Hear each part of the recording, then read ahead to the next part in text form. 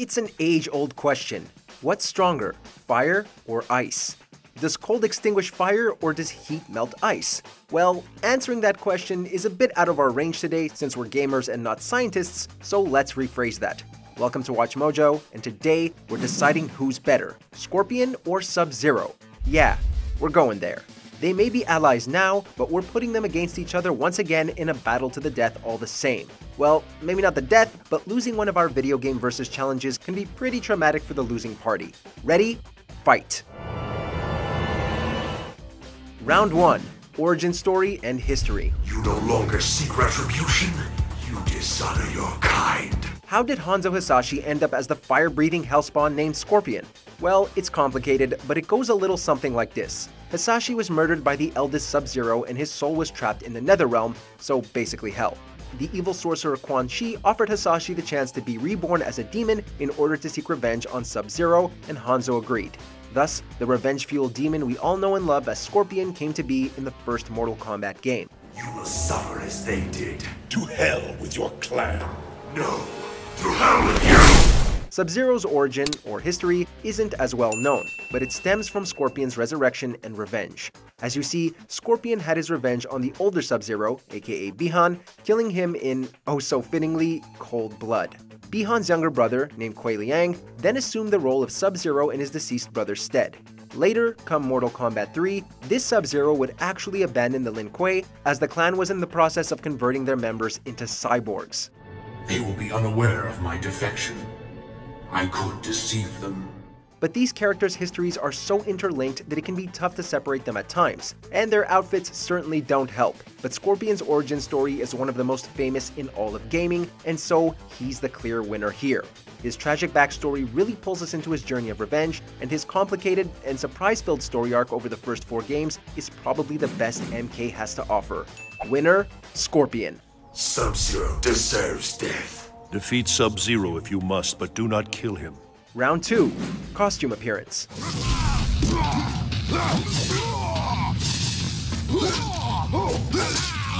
While the earlier Scorpion costumes are nothing to write home about, unless you love yellow of course, his later appearances are pretty badass. His reimagining for the MK reboot in 2011 gave him a much darker, sinister look overall, and this theme was only furthered in MKX. In these later games, he looks like he's coming straight out of some medieval battle scene, and the heavy shadow and increased dark colors really play up his reputation as a feared ninja assassin. The end is near. While Sub-Zero's costumes undergo the same type of progression and acceleration in detail as Scorpion's in later games, and despite how awesome his samurai look in MK11 is, we just can't forgive his appearance in Mortal Kombat 3. Imagine being a kid, totally enthralled with the first 2 MK games, and then you pick up the third one and Sub-Zero looks like a male exotic dancer. Unforgivable. Flawless victory. Scorpion's ninja attire is yellow, Sub-Zero's is blue. So you'd think it would just boil down to your favorite color, right? Wrong. There's so much more at play here.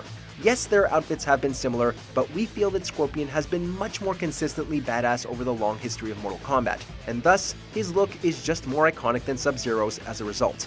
If Scorpion had appeared in Ultimate MK3 as a Chippendale, we might be willing to think otherwise.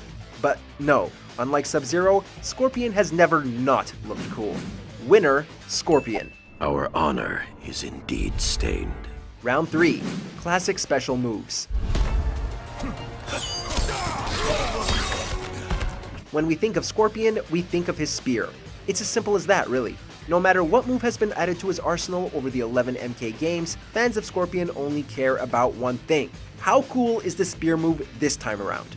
Sure, the teleport punch and air throw are iconic Scorpion moves as well, but they're no spear.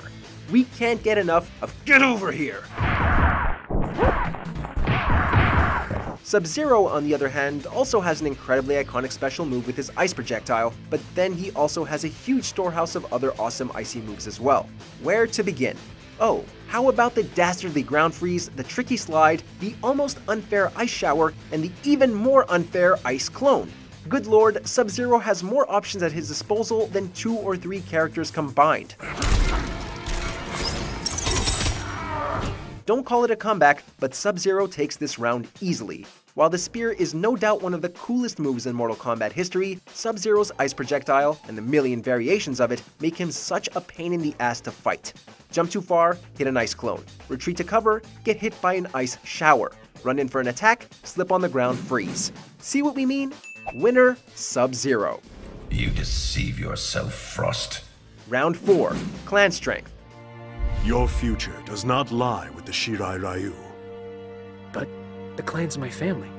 Scorpion is a member of the Shirai Ryu, which is a clan of Japanese ninjas. But outside of himself, there are not many other members of this clan to make it big, which is to say, not many get a playable character in mainstream Mortal Kombat games.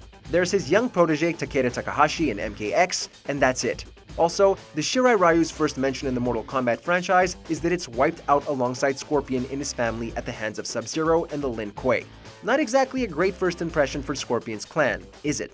Yet you are cut off, surrounded. What will you do? The Chinese-originated Lin Kuei, on the other hand, has had a much wider roster of MK combatants over the years. First off, there are 2 Sub-Zeros in Bi-Han and Kuei Liang, and also other playable fan favorites such as Smoke, Sector, Cyrax Frost, and even Shujinko for a short period of time. Also, there's the whole Cyber Lin Kuei storyline that picked up during MK3 and continues into the later games, giving the Lin Kuei much more visibility in the MK franchise as a whole. Sub-Zero, let's talk. That opportunity has passed. This round clearly goes to Sub-Zero and the Lin Kuei, as the Shirai Ryu is not nearly as well explored in Mortal Kombat games. While we'd love to know more about the Shirai Ryu, to do so we'd need to read the MK comics to even find another member of the clan, that being Forest Fox. And well, we prefer our Mortal Kombat on our TV screens in all its brutal blood and guts glory. Winner, Sub-Zero. Yes, I suppose so. Before we continue, just a quick shout out to the strategy dystopian mobile game Arknights, where the Surging Flame warming up event for Arknights is about to end, so get in quick for free outfits. The major event, Heart of Surging Flame, kicks off April 29th, with a brand new soundtrack, characters, new maps, and challenging gameplay. Don't forget to tune in and join the in-game festival as well. Good luck, and I'll see you there. Round 5, Powers.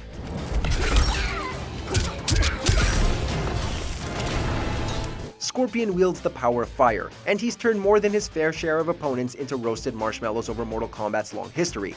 Toasty! But he's also undead too, which gives him a unique advantage over other human combatants in that he's not restricted to either Earthrealm or Netherrealm. This fact gives rise to one of his most unique special moves, the Teleport, which has been surprising and frustrating opponents since the early 90s.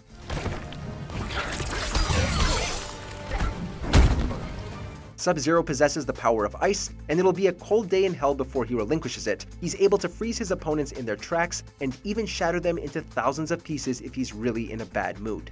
His ice projectile has famously given him an advantage over other combatants by essentially giving gamers a brief window for a massive free hit, and by this, of course, we mean a brutal uppercut.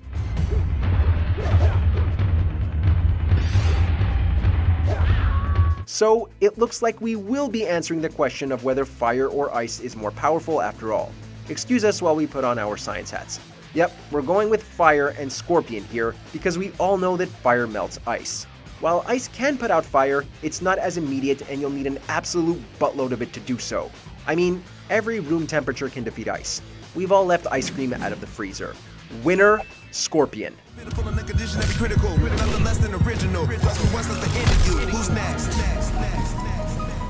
And so, there you have it. The fire-breathing Hellspawn Scorpion takes our video game versus battle with a victory of 3 rounds to 2. Sorry, Sub-Zero, no hard feelings. Did we pick the right team? Be sure to debate it in the comments, and of course, don't forget to subscribe to WatchMojo for more entertaining versus battles.